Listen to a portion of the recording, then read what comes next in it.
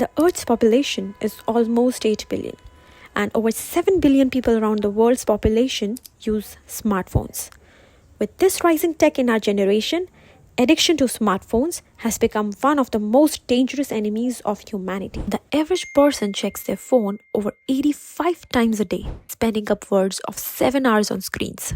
The World Health Organization classified gaming disorders as a mental health condition in 2018, raising awareness about digital addiction. Dr. Jean, a psychiatrist and an author, said the average teenager today spends 6.5 hours a day on screens. And in my research, what we have found is that since 2012, there's been a massive increase in depression, anxiety, and suicide rates among teenagers. 70% increase in depression, 30% increase in anxiety, and 30% increase in suicide attempts. The American Academy of Pediatrics recommends no screen time for children under 18 months and very limited screen time for children for 2 to 5 years old.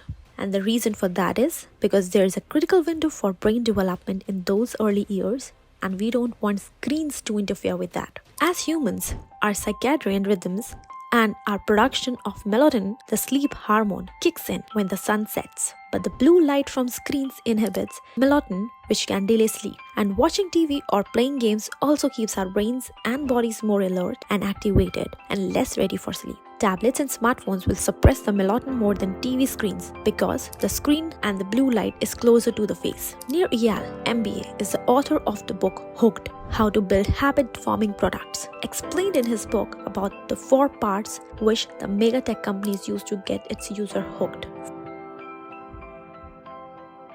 First, triggers. We are most vulnerable when we are bored, lonesome, lost, fearful, uncertain, or confused. Our negative emotional states dictates the technology that we will use in response to our emotions with little or no conscious thought. Second, action. Painful internal triggers turn our attention towards specific actions. Loneliness and depression may turn us to spend time on Facebook. Uncertainty about certain facts can trigger us to turn to Google. Boredom can turn our attention to YouTube or various sports and news sites. Third, rewards. Simply acting in response to a negative emotion is not enough because we need to get a reward for our action. The rewards mitigate or manage our unwanted negative emotions. It is not just the content of smartphone apps that gives us a sense of pleasure, but it is also changes in brain function which they include. For example, getting a like on a post or photo on Facebook produces a reaction in the brain that helps a person temporarily feel better. Fourth, investment. This is the building of an association or memory pattern within us, which recognizes the value of the technology or app and causes us to go back to the app again and again whenever we experience triggers. Cravings. Nir Eyal tells us more about cravings for rewards.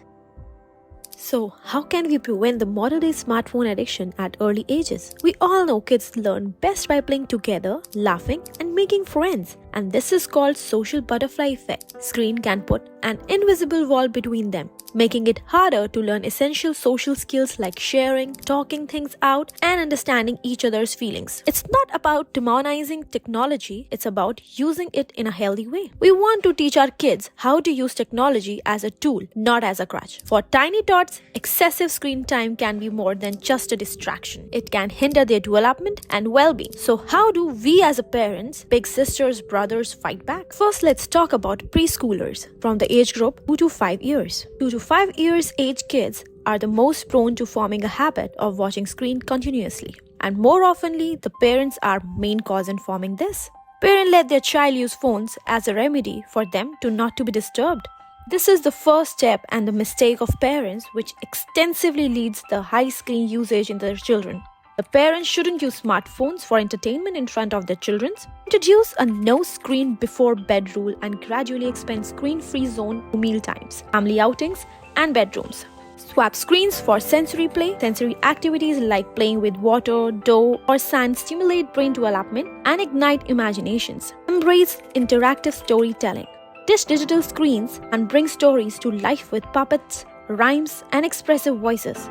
Turn outdoor into a playground. Parks, gardens, and even your backyard offer endless opportunities for exploration, climbing, and nature walks. Make family time tech-free. Board games, puzzles, and silly dance parties create lasting memories and strengthen family bonds. If you have children in the age between 5 to 6 years and use phones continuously, then the parents should know that at the age of 5 to 6 years, children learn a lot of new things. According to Raising Children Network, children at this age can expect to experience tricky emotions, independence, friendships, and social play. Plenty of talk, improved physical coordination, and more. They also learn to understand simple concepts like time, know the seasons, recognize some words of sight, and try to sound out words. They might even read on their own. It is good for children's development to play with their parent, do simple core practice, classroom behavior, have play dates, and talk about feelings. If your child continuously uses phones, then you should set clear screen time limits. Use timers or parental controls to create age-appropriate boundaries and avoid tantrums. Involve them in choosing content.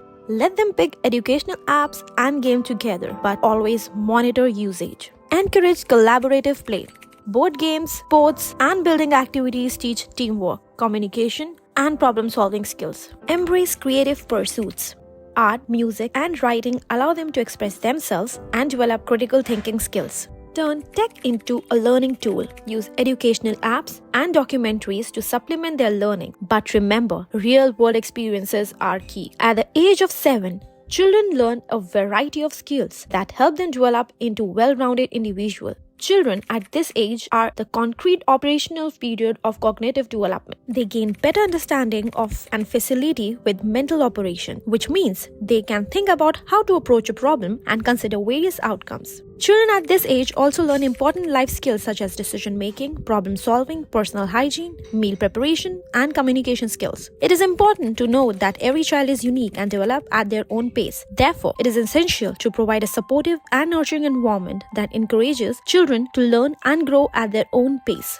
The parents with the kids above 7 years should follow these advices. Negotiate screen time contracts. Agree on daily limits and consequences of exceeding them, fostering personal responsibility.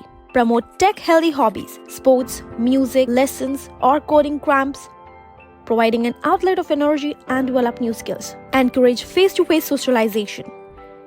Organize playdates, family outings, and extracurricular activities to build strong social connections. Lead by example. Put your phone during family meals and conversation.